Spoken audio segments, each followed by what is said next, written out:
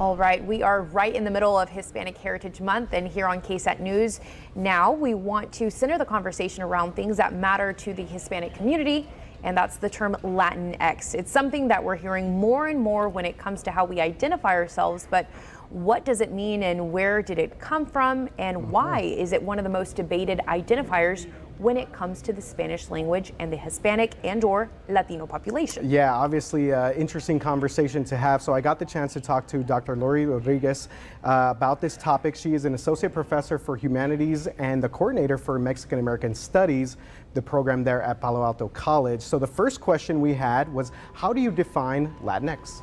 Latinx is a term that is rooted in the Spanish term Latino Americanos. The X is, of course, a variation that is a little bit new.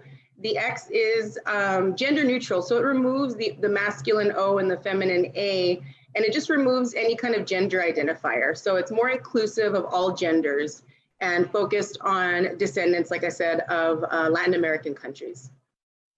So instead of bouncing between, like we heard there, Latina, Latino, you can use Latinx. In August of 2020, the Pew Research Center reported that about 1 in 4 U.S. Hispanics have heard of Latinx, but just 3% use it. And it's young Hispanic women that are among the most likely to actually use the term. Dr. Rodriguez explains why that's the case.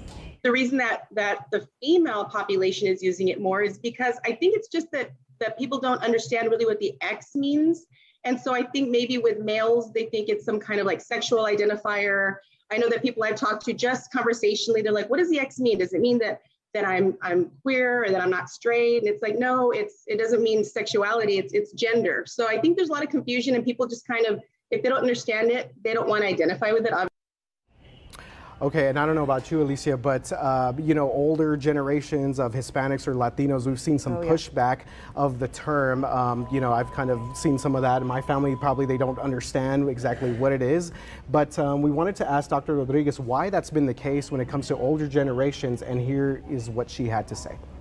So the term Hispanic, right, has been used for several generations now. And I think that it's because it's so normalized. Once people kind of realize, like I said, they realize what that term means, it's very broad and there are different choices, right? There's a lot of information, a lot of educational exchange going on informally on social media.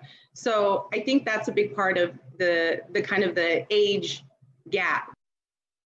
Yeah, and what Dr. Rodriguez wanted to basically say there was that, you know, using the term Hispanic can be a blanket term, and it doesn't necessarily identify with, especially people that